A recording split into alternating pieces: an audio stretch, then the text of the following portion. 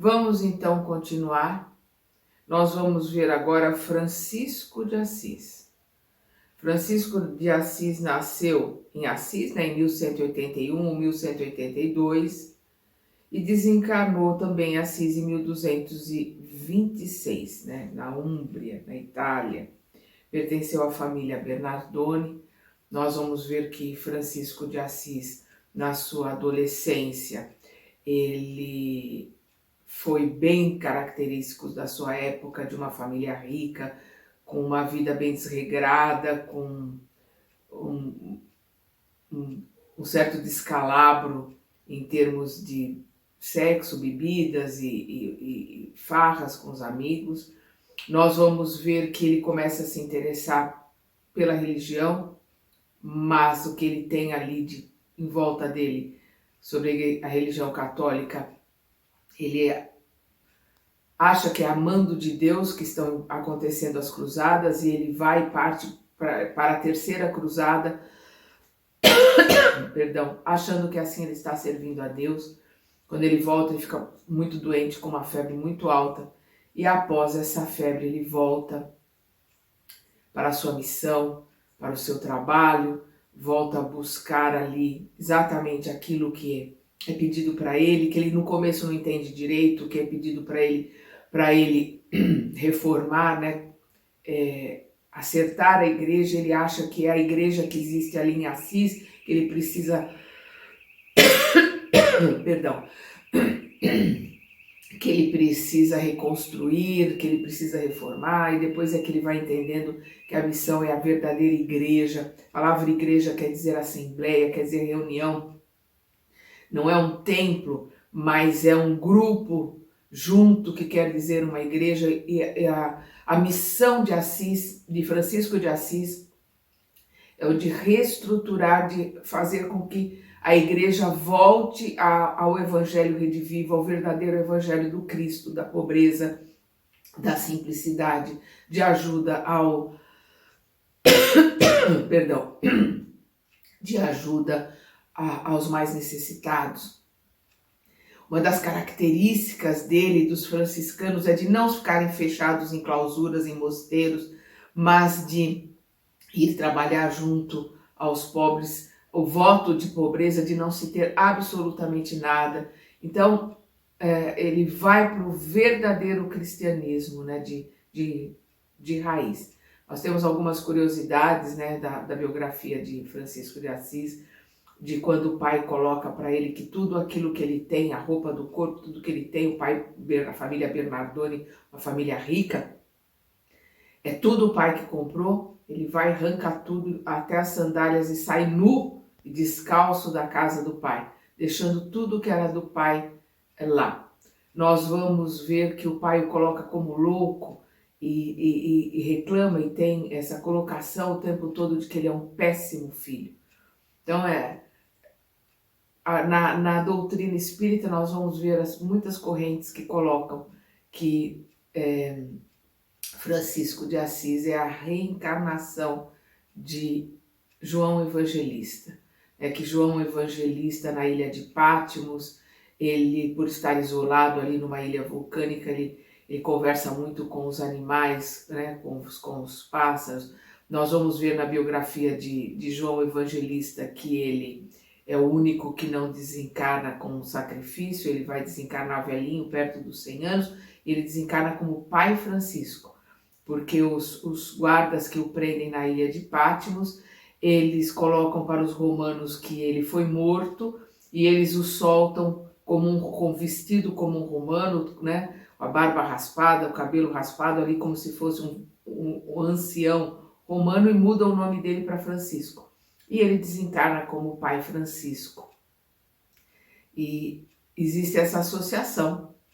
Se é certo ou não, nós vamos saber quando nós desencarnarmos ou tivermos mais conhecimento, mas se é ou não faz a menor diferença. Francisco de Assis é realmente um missionário, um espírito,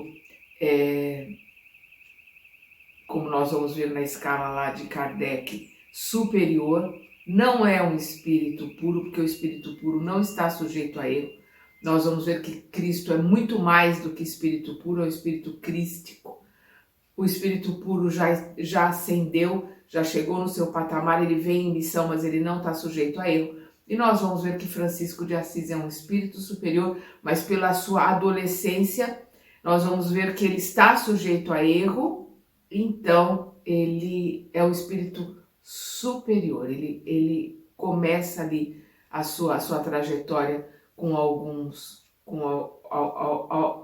erros, né? Mas é um espírito superior. Quem somos nós? Quem sou eu para falar alguma coisa? Eu não estou nem perto disso, nem aos pés do que é um Francisco de Assis, né?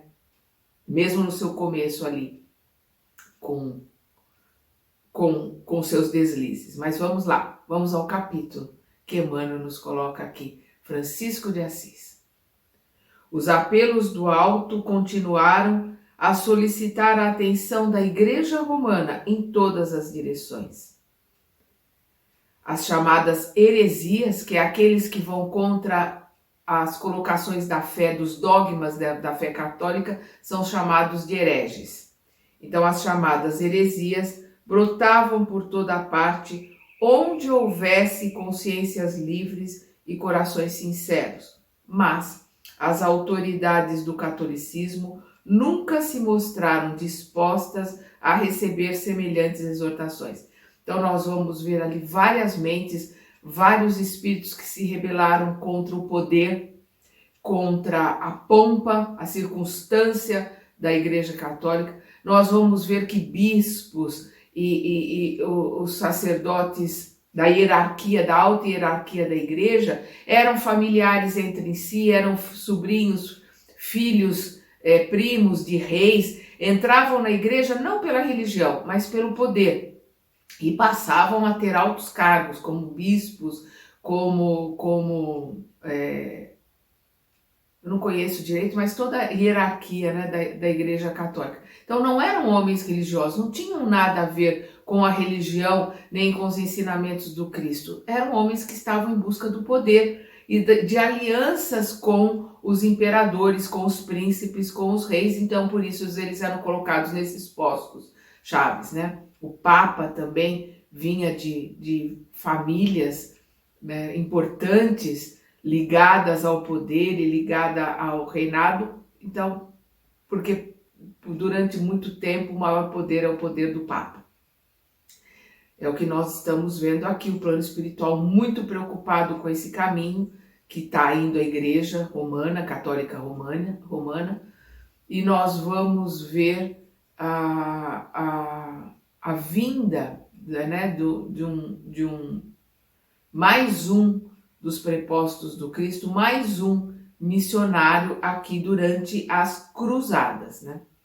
Havia terminado em 1229 a guerra contra os hereges, cujos embates atravessaram o espaço de 20 anos, nós estamos falando aqui das cruzadas, quando alguns chefes da igreja consideraram a oportunidade da fundação do Tribunal da Penitência, cujos projetos há muito preocupavam o pensamento do Vaticano, né? O Tribunal da Penitência, o Tribunal do Santo Ofício, que investigava e condenava acusados de heresia. Vamos lembrar que a palavra Inquisição vem de inquérito, né? Ela vai vir mais ou menos também nessa época. A gente vê que a Inquisição mesmo começa em 1184, nós estamos vendo o Emmanuel aqui falando de 1229,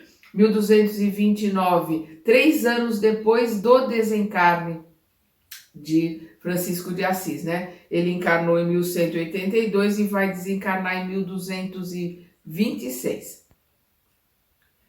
Marcar-se-ia o cometimento com o pretexto da necessidade de unificação religiosa. Então, marcar-se-ia a data, o início, né, do Tribunal da Penitência, do Tribunal do Santo Ofício, que depois, que ali já é basicamente, né, como se a Igreja Católica coloca a Santa Inquisição, com o pretexto da necessidade de unificação religiosa. Mas a realidade é que a instituição, né, a igreja, desejava dilatar o seu vasto domínio sobre as consciências. Queriam queriam dominar, porque como estavam surgindo os cátaros, estavam surgindo muitos que eram contra as rebeliões, contra o poder, contra o afastamento da igreja, né, dos ensinamentos do Cristo, essa que é a verdade. Então eles queriam uma forma de poder calar essas vozes e esses que queriam fazer com que a igreja voltasse a ser uma igreja do Cristo e não do poder da política e do império, né? Seja ele qual for o imperador ou o príncipe. E por isso, em 1182, nasce, né, Francisco de Assis. Todavia, se a Inquisição preocupou longamente as autoridades da igreja antes da sua fundação, quer dizer, muito antes da sua fundação, essas ideias, essa vontade de calar, essa vontade de cercear as vozes que estavam surgindo, quer dizer, muito antes da fundação da Inquisição, os prepostos do Cristo, o plano espiritual, aqueles que estão trabalhando ali para o Cristo, para que a Terra caminhe para a sua verdadeira missão, que é de evolução, de passarmos a ser um planeta de regeneração, para depois continuarmos crescendo. O plano espiritual está ali assistindo tudo isso, e, né, nós temos o livre-arbítrio, vem a colocação do Cristo, sai todo mundo do caminho, as coisas mudam, os missionários, os prepostos, os trabalhadores do Cristo no plano espiritual vão trabalhando ali para voltar para o caminho, é o que ele está colocando aqui. Todavia, se a Inquisição preocupou longamente as autoridades da igreja antes da sua fundação, o negro projeto preocupava igualmente o espaço, né? O plano espiritual, os trabalhadores do Mestre que estavam na espiritualidade, onde se aprestaram providências e medidas de renovação educativa, né? O roteiro, né? O trabalho do plano espiritual para procurar fazer as coisas voltarem aos eixos. Por isso, um dos maiores apóstolos de Jesus desceu à carne com o nome de Francisco de Assis. Então nós vamos ver que João Evangelista, isso é por isso que os estudiosos colocam, né, que ele a reencarnação, Francisco de Assis é a reencarnação de João Evangelista. João Evangelista era o apóstolo de Jesus, era o apóstolo que mais conhecia, o apóstolo que mais tinha contato com a doutrina, é o apóstolo que Jesus pede que cuide de Maria.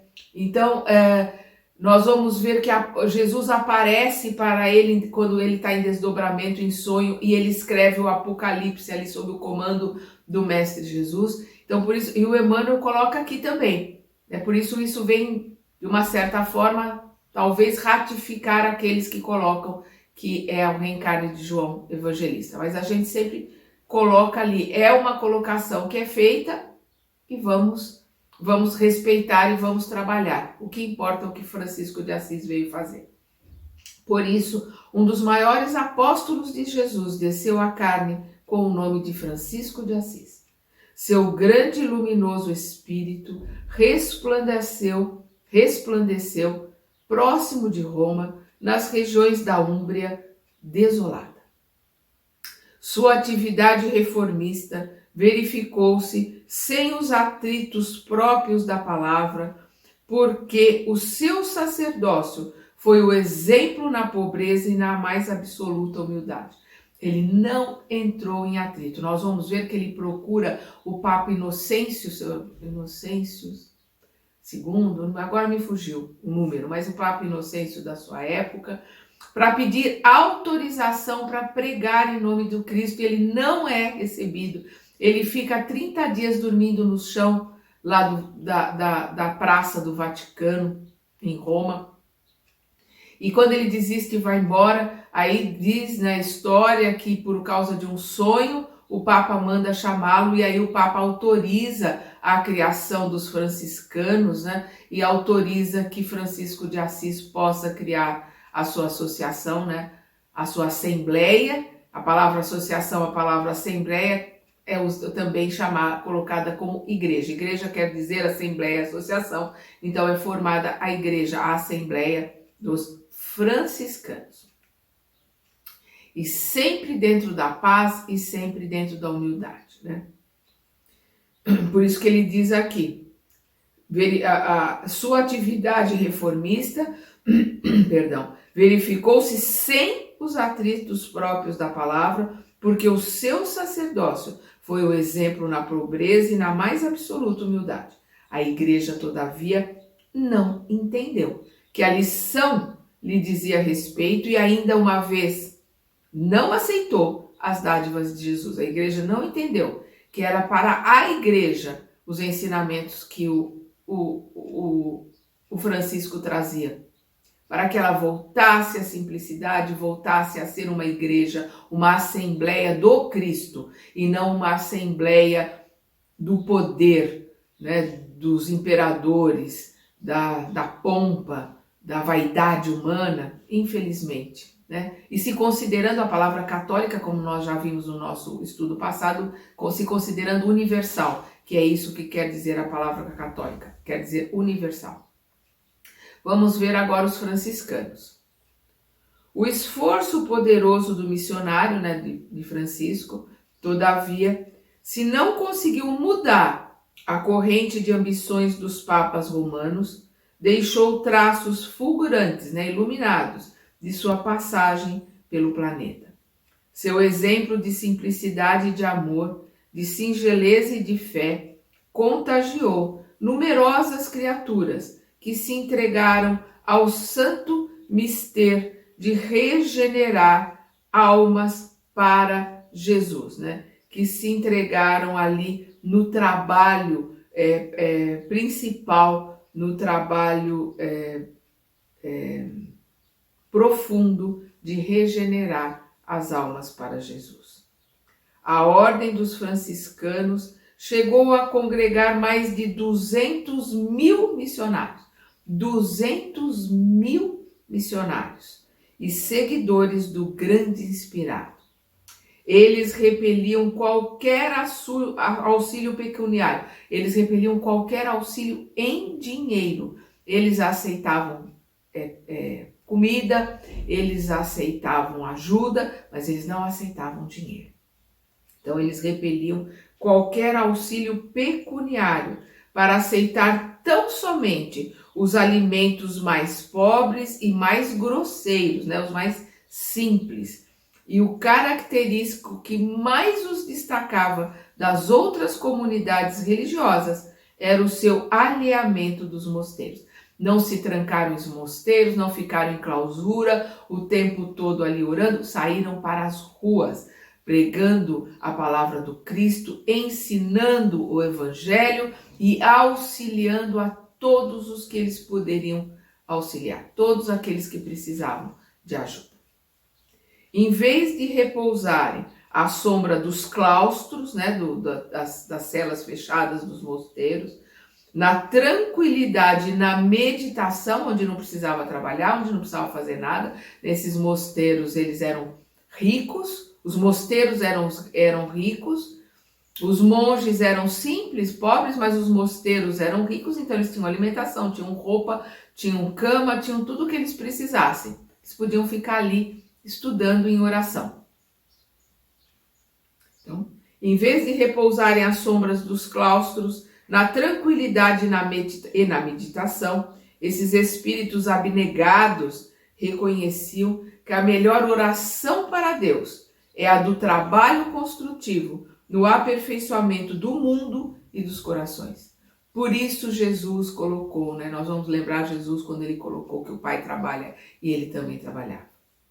Nós vamos trabalhar pela eternidade. Vamos estudar, trabalhar e servir pela eternidade. Nós estamos aqui para servir a Deus, porque Deus age para o homem através do homem.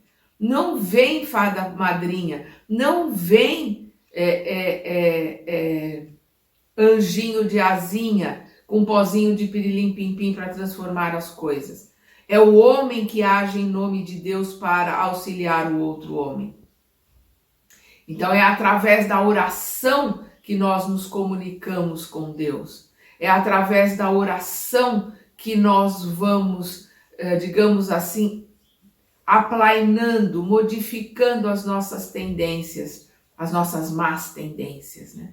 Nós vamos entrando em contato com o Mestre Jesus, que é o nosso irmão mais velho, que é o governador desse planeta, e através desse contato nós vamos entendendo o que ele espera de nós. Como Paulo, né, quando literalmente cai do cavalo nas portas de Damasco, pergunta para ele: Senhor, o que queres que eu faça? Né, quando João Evangelista também é cercado, todos os apóstolos já tinham sido assassinados. Quando João Evangelista é cercado pelas tropas romanas, ele em oração, em profunda oração, de joelhos ali, conversando com Cristo, ele pergunta: Senhor, o que queres que eu faça? É essa colocação que nós temos que ter. Mestre amado, que é o nosso irmão mais velho, o nosso Mestre Jesus, o que queres que eu faça? Como é que eu posso servir melhor? Como eu posso ser mais útil? É assim que tem que ser a nossa oração. Essa é a verdadeira oração. É o coração que se coloca na vontade do Cristo para trabalhar pelo outro, para trabalhar pelo seu irmão. Aí nós vamos entrar aqui na Inquisição. Um período que levou... Gente, a Inquisição durou 600 anos. É um período vergonhoso da nossa história. Muito pouco valeram as lições do bem diante do mal triunfante, porque em 1231 o Tribunal da Inquisição, que ele vem, né, do Tribunal da Penitência, do Tribunal do Santo Ofício, vem o Tribunal da Inquisição. Nós vamos ver que na história ele começa lá em 1184, mas ele se consolida, como o Emmanuel está colocando aqui, em 1231. Então, muito pouco valeram as lições do bem diante do mal triunfante, porque em 1231 o Tribunal da Inquisição estava consolidado com Gregório IX. Nós vamos ver que Gregório IX foi Papa de 1227 a 1241. Foi um dos incentivadores, olha que interessante, ele foi um dos incentivadores dos franciscanos. Ele conheceu pessoalmente Francisco de Assis, e é com ele que a Inquisição vai realmente se consolidar, né? São aquelas coisas que às vezes a gente fala, puxa, não dá para entender, né? Ele teve ali, ele conheceu Francisco de Assis, ele teve a oportunidade, né, de se modificar, com isso modificar a igreja. E não se utilizou, não aproveitou o que a história, o tempo proporcionou para ele, né? Então vamos lá. Então, em 1231, o Tribunal da Inquisição estava consolidado com Gregório IX. Esse instituto, ironicamente, nesse tempo, não condenava os supostos culpados diretamente à morte. Pena benéfica e consoladora em face dos martírios infligidos aos que lhe caíssem nos calabouços. Mas podia aplicar todos os suplícios imagináveis. Então eles não condenavam, no começo eles não condenavam à morte. Eles condenavam ao calabouço, mas que era uma condenação 1000 vezes pior do que a morte. Porque eles inventaram instrumentos de suplício, instrumentos de tortura inimagináveis. A gente vai olhar, né, nos livros de história, é horrível. Um instrumento pior que o outro, uma dor pior que outra, uma tortura maior e pior que a outra. É uma coisa inimaginável que o ser humano fosse capaz de torturar outro ser humano a esse ponto, com instrumentos cada vez mais odientos, cada vez mais perversos em termos de dor, em termos de tortura. Chega a ser inacreditável o que o homem, infelizmente, é capaz de fazer. Um animal, ele mata para comer, ele não tortura outro animal. Infelizmente, o homem, chegando à barbárie, chegando nos seus instintos mais baixos, é assustador. É muito assustador. Mas vamos lá. A repressão das abre aspas, heresias, né? Aqueles que eram contra as ideias da igreja, eram contra os dogmas católicos, né? Então, a repressão das heresias foi o pretexto de sua consolidação na Europa, tornando-se o flagelo e a desdita do mundo inteiro. A Inquisição existiu no mundo inteiro, inclusive no Brasil. Teve dois brasileiros que foram enviados para a Itália, né, para Roma, para serem queimados pela Inquisição lá, mas onde ela foi mais cruel, mais nefasta, foi na Espanha. Longo período de sombras invadiu os departamentos da atividade humana. A penumbra dos templos era teatro de cenas amargas e sacrílegas, né? Horríveis, horrendas, né? Que iam contra tudo o que é sacrilégio, né? Que vai contra tudo aquilo que o mestre ensinou, porque o mestre ensinou o amor, o perdão, amar os inimigos. Então, em nome do Cristo se realizou as mais horríveis torturas, as maiores barbáries. Crimes tenebrosos foram perpetrados ao pé dos altares, em nome daquele que é amor, né? Em nome do Cristo que é amor, perdão e misericórdia. A instituição sinistra da igreja ia cobrir a estrada evolutiva do homem com um sudário de trevas espessas.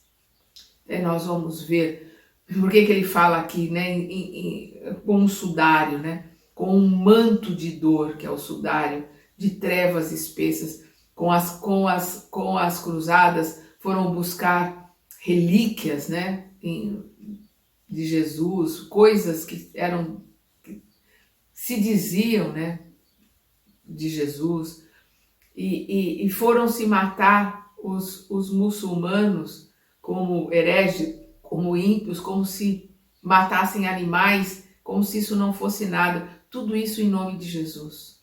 É assustador. Depois a Inquisição torturando, né, os seus próprios irmãos, né, os da sua própria igreja ou da sua própria comunidade, também é assustador, infelizmente. Aí nós vamos agora para a obra do papado. Há quem tente justificar esses longos séculos de sombra pelos hábitos e concepções daquele tempo. Há quem ache justificativa para tudo isso. Não existe justificativa para a tortura, para o desamor, para o assassinato, para o saque, para o desrespeito. Meu Deus do céu, não existe. Não existe nada que possa, como ele coloca aqui, justificar. Eu vou repetir. Há quem tente justificar esses longos séculos de sombra pelos hábitos e concepções daquele tempo. Mas a verdade é que o progresso das criaturas poderia dispensar esse mecanismo de crimes monstruosos. Ao contrário, né? Todo esse cruzada, Inquisição, tudo isso fez com que o nosso progresso ficasse parado no tempo e no espaço. A Inquisição durou 600 anos, são 600 anos que praticamente o caminhar evolutivo ficou parado, infelizmente, com o acréscimo de muitas dívidas, com o acréscimo de muitos pesares para vários povos, para vários espíritos, para várias civilizações. Mas a verdade é que o progresso das criaturas poderia dispensar esse mecanismo de crimes monstruosos. Por isso, nos débitos romanos pesam essas responsabilidades tão tremendas, tão dolorosas. Todos aqueles que conviveram, que viveram, que consentiram, que anuíram, que ficaram quietos, deixa como tá para ver como é que fica. Quem consente é cúmplice. Todos nós que estávamos nessa época sendo coniventes ou partícipes né, de tudo que estava acontecendo, temos a nossa parcela de culpa, temos a nossa dívida a ser acertada. A Inquisição foi obra direta do papado e cada personalidade, como cada instituição, tem o seu processo de contas na justiça divina. Deus é extremamente misericordioso na sua justiça, extremamente justo na sua misericórdia. Ninguém vai escapar de pagar até o último jota, até o último centavo. São palavras de Jesus. Todos nós acertaremos as nossas contas com a justiça. A lei de ação e reação, de causa e efeito, é uma lei de Deus para o universo e é imutável.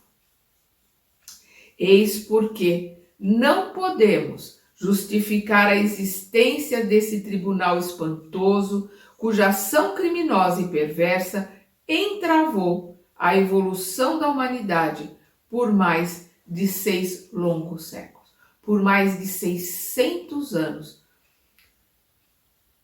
Tudo isso, né, principalmente a Inquisição, entravou a evolução da humanidade, o nosso caminhar.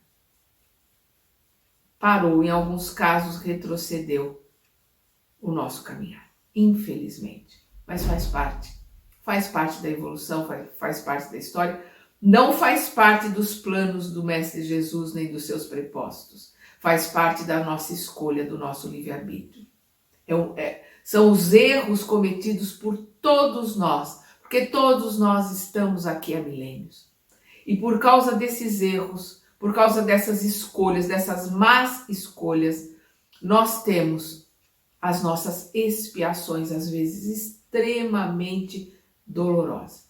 Eu não esqueço uma palestra que o Dr. Paulo César Frutuoso deu, em que ele fala, ele é oncologista, tem livros fantásticos, A Face Oculta da Medicina é um livro maravilhoso, o livro Câncer dele também.